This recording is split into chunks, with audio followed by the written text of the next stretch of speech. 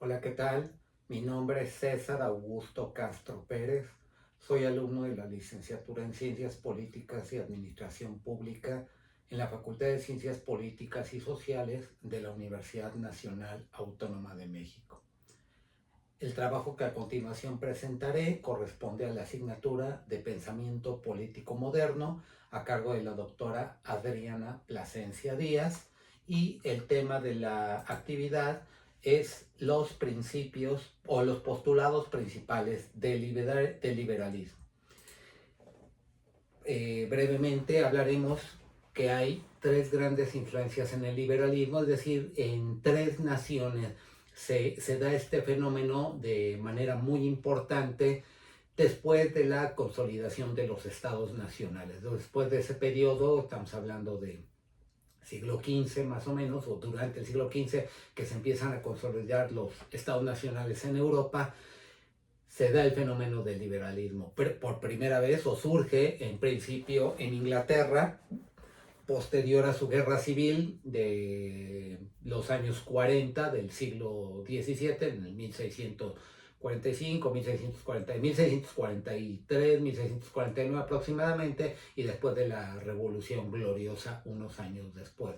Al que se considera el padre del liberalismo inglés es a John Locke, que enuncia o postula la importancia del, perdón, del individuo frente al Estado. Esa es una característica fundamental en el liberalismo inglés y que además se empieza a señalar a la razón por encima de la tradición, es decir, la primacía del individuo frente a los poderosos y la creación, la formación de instituciones que tendieran a proteger a los individuos. Ahí tenemos el origen del liberalismo inglés. No debemos de perder de vista que los ingleses tienen una tradición de prácticamente 8 siglos, o ya de 8 siglos, una tradición, digamos, constitucional desde la Carta de Derechos de Juan Sin Tierra de 1215.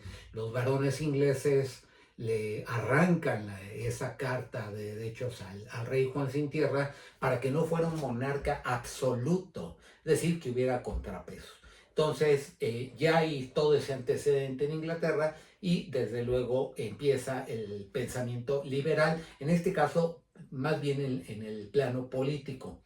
Posteriormente, por eso decía yo, hay un dominio, o se propugna por un dominio de un régimen constitucional, que haya una delimitación de competencias.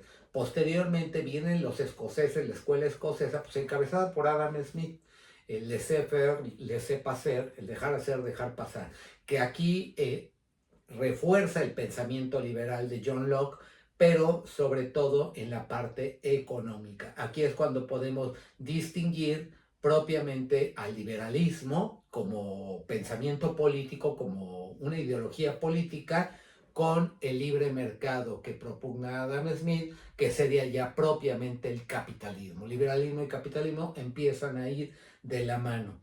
Desde luego sigue desarrollándose el pensamiento liberal en Inglaterra, para que años después surjan los utilitaristas, como por ejemplo Jeremy Bentham, que ya hablan que se cree un marco normativo, que no sea tan libre, pues, por supuesto que sí haya un énfasis en la libertad, desde luego que sí, pero que trate de haber un equilibrio, que no sea tan abierto el concepto de liberalismo que encabeza Jeremy Bentham y los utilitaristas. Por su parte, en Francia también empieza a surgir el pensamiento liberal, que tiene como antecedente inmediato a la Ilustración.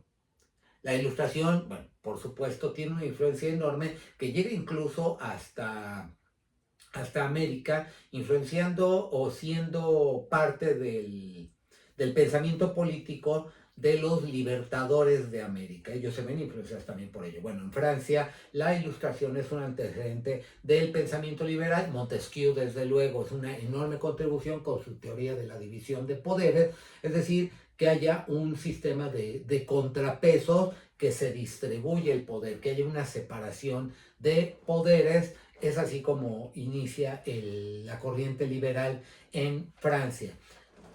Llega la Revolución Francesa, 1789, como una respuesta al absolutismo de los monarcas franceses, de los Luises, siendo Luis XVI el último monarca francés, que además sabemos que termina decapitado.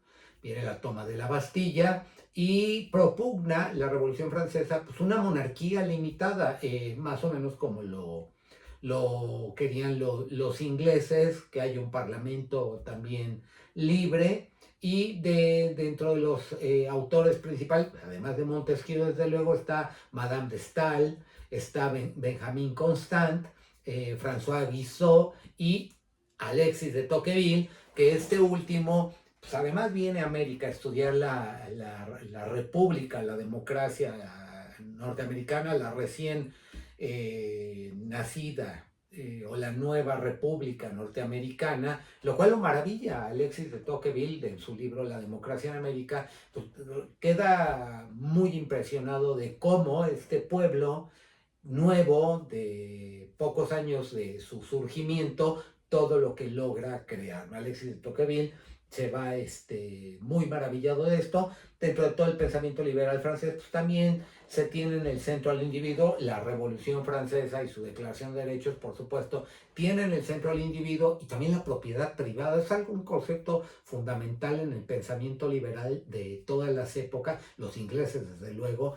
La propiedad privada, la protección de la propiedad privada, que es fundamental para el desarrollo de las naciones y para el individuo mismo, que el individuo tenga derecho a esa propiedad, que haya libertad religiosa, que haya libertad profesional, libertad de prensa, libertad de pensamiento, en fin, toda una serie de libertades que hoy damos por sentadas, pues inician también con la Revolución Francesa, y que hasta nuestros días siguen vigentes, y que esto influenció a muchísimos países. Por su lado, el pensamiento liberal en Estados Unidos, el pensamiento liberal norteamericano, pues también es un modelo dentro de lo que es la tradición liberal. Eh, el pensamiento liberal norteamericano retoma elementos del pensamiento inglés, principalmente la teoría, la escuela escocesa de Adam Smith, y para ellos también el individuo está en el centro de todos los derechos.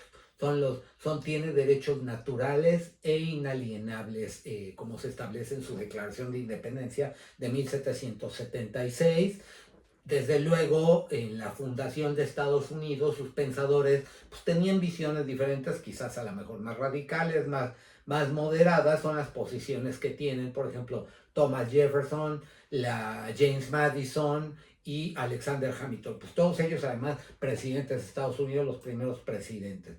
Para ellos es muy importante que exista, en los tres modelos liberales, que exista un gobierno de leyes, no un gobierno de individuos, no un gobierno de hombres, como ocurrió buena parte del siglo XIX y el siglo XX en América Latina. Lamentablemente, a pesar de que también, por ejemplo, México tuvimos una tradición liberal en el siglo XIX, encabezada por Juárez, sobre todo influenciada por los norteamericanos. Nuestros próceres de la independencia tuvieron más bien la influencia francesa, nuestros liberales la influencia norteamericana. No obstante ello, que también estaban convencidos de crear países o un país de instituciones, un país de leyes, pues no se logró.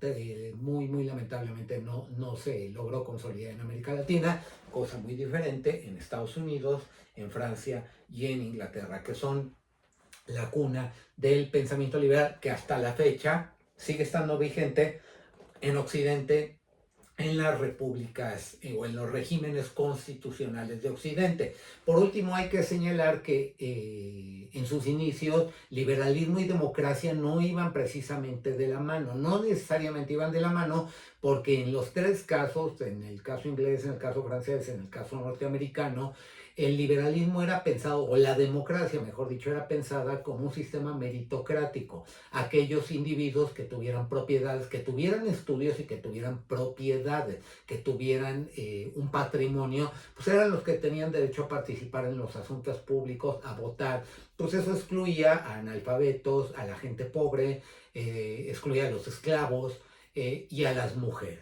Entonces, de ahí todavía se caminó un largo camino, un largo trecho para lograr incorporar a grupos excluidos hacia el régimen político, a los asuntos públicos y con ello enriquecer ahora sí la democracia, que estamos hablando de la democracia liberal en la actualidad, producto de todo esto que hemos señalado, cuyos principios fundamentales, pues desde luego es el individuo al centro, desde luego que sí, libertad de pensamiento, libertad de expresión, libertad de culto, libertad de trabajo, de profesión, libertad de asociación, instituciones que protejan estos derechos en el plano jurídico, pues no tribunales especiales, derecho al debido proceso, derecho a ser juzgado conforme a leyes previamente establecidas y tribunales previamente establecidos. Entonces, todo esto es el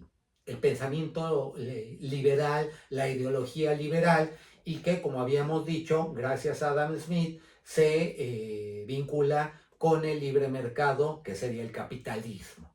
El liberalismo es el pensamiento político, el libre mercado tendría que ver con el capitalismo. Y posteriormente con la democracia, en la medida en que se fue avanzando en la obtención de derechos de participación de grupos que habían sido excluidos.